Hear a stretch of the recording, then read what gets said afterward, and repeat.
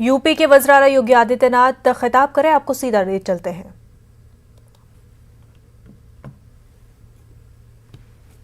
मैं स्वयं बेसिक शिक्षा परिषद के स्कूल में पढ़ा हूं, तो कैसे हम कह सकते हैं कि कोई इसमें योगदान नहीं देगा। मैंने कहा हर व्यक्ति एक एक विद्यालय गोद ले।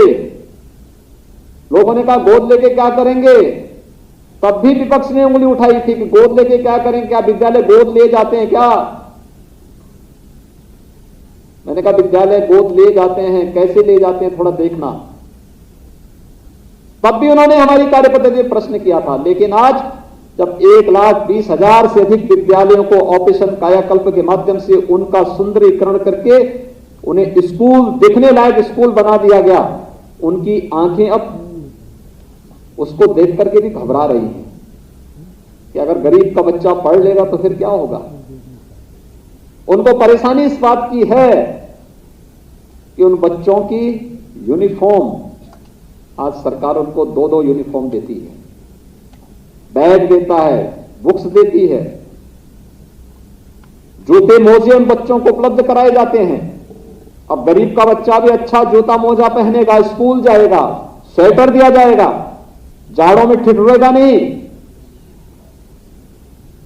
उन गरीबों को जाति के आधार पर, क्षेत्र के आधार पर, तमाम अन्यवाद के आधार पर बांटने वाले लोग, इन सब चीजों से ज्यादा उनको परेशानी है कि अगर ये सब लोग आगे बढ़ जाएंगे तो फिर इनकी पूरी राजनीति समाप्त हो जाएगी। ये वंशवाद और जातिवाद की राजनीति समाप्त हो गई तो फिर इन बेईमान और भ्रष्ट लोगों को कोई पूछेगा नहीं। और इसलिए उनकी परेशानी तो इस बात को लेकर के थी कि आखिर ये सब क्यों हो रहा है, और उसको लेकर के उनकी परेशानी हर व्यक्ति समझ सकता है। लेकिन सरकार ने भी संकल्प लिया था, हम करेंगे, आमूलचूल परिवर्तन करेंगे। आमूलचूल परिवर्तन करके दिखाया गया। अकेले बेसिक शिक्षा परिषद में आज की जो भर्ती की प्रक्रिया, 69,000 शिक्षकों की भर्ती की प्रक्रिया पूरी हो रही है, जिसमें 6,696 को नियुक्ति पत्र आज दिया जा रहा है। इससे पहले सभी लोगों को नियुक्ति पत्र दिया जा चुका है। सत्यापन के साथ उनके वेतन वितरण की कार्रवाई भी उसके साथ प्रारंभ हो जाएगी। और मैं चाहूंगा कि आप जितने भी लोग हैं, सभी लोग समयबद्ध ढंग से अपने सत्यापन की कार्रवाई को भी पूरा करें। मानव संपदा पोर्टल के माध्यम से ऑनलाइन पूरी प्रक्रिया को आगे बढ़ा दीजिए। बेसिक शिक्षा परिषद ने तकनीक का उपयोग करते हुए काफी इधर सुधार किया है। उस सुधार के साथ आप सब जुड़ जाएंगे तो मुझे लगता है बेसिक शिक्षा परिषद देश का सबसे बड़ा बेसिक शिक्षा का परिषद तो होगा ही, लेकिन सबसे अधिक छात्र संख्या की दृष्टि से भी सबसे बड़ा परिषद के रूप में यह आगे बढ़ सकता है। और इस पर आप सबको कार्य करने की आवश्यकता है। हम लोग जब 2017 में आए थे, तमाम समस्याएं थी, चुनौतियां भी थी, लेकिन इस सब के बावजूद हम लोगों ने परिवर्तन और विकास की प्रक्रिया को थमने नहीं दिया था, कतई नहीं थमने दिया था, और प्रक्रिया निरंतर चलती रही। उस प्रक्रिया को निरंतर आगे बढ़ाया जा रहा है। और मैं फिर आप सबसे कहूंगा, आप में से 69,000 शिक्षक इस समय हम लोगों ने नियुक्त किए हैं। 54,000 से अधिक शिक्षक इससे पहले की प्रक्रिया में नियुक्त हुए हैं।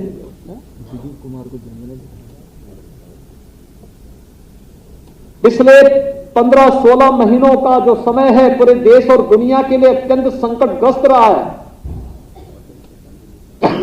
बेसिक शिक्षा परिषद में या माध्यमिक शिक्षा परिषद में बच्चों को फिजिकली क्लासरूम में बुलाने में कठिनाई हो रही है। ऑनलाइन की प्रक्रिया के साथ जोड़ने का एक प्रयास तो हुआ, लेकिन उसमें भी अपनी समस्याएं हैं। हम सबको इन्हीं के बीच से कोई रास्ता निकालना होगा।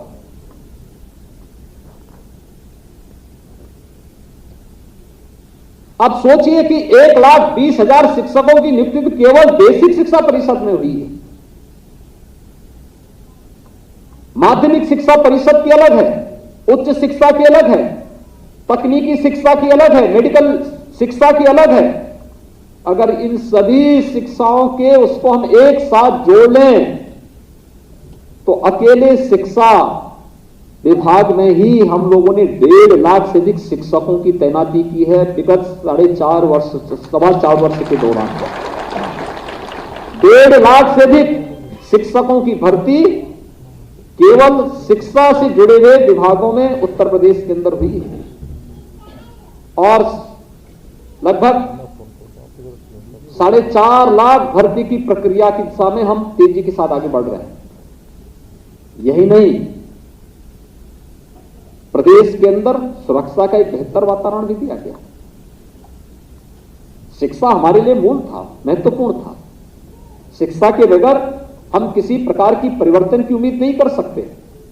लोगों के जीवन में उनकी आशा और उनके अपेक्षाओं को पूरा करने की कोई उम्मीद नहीं की जा सकती।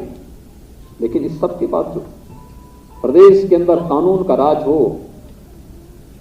कानून के राज से बहुत सारे लोग घबराते हैं, क्योंकि कानून के राज में होती है तो अवैध संपत्ति अर्जित करने वाले, प्रदेश के अंदर सत्ता के शागिर्द बन करके गरीबों की, व्यापारियों की प्रॉपर्टी को कब्जा करने वाले, सरकारी धन को जबरन आहरित करने वाले, इन सब लोगों की प्रॉपर्टी भी जब्त हो रही है। लोग घबरा रहे हैं, क्योंकि पहले तो बोलते ही थे हम लोग, लेकिन जब हमने कार्रवाई प्रारंभ की 1500 करोड़ रुपए से अधिक की ऐसी संपत्ति हमने जब्त की है, तो फिर परेशानी होने लग गई उन लोगों को जिनके गैंग संचालित होते थे। परेशान हो गए लोग। ये कानून का राज प्रदेश में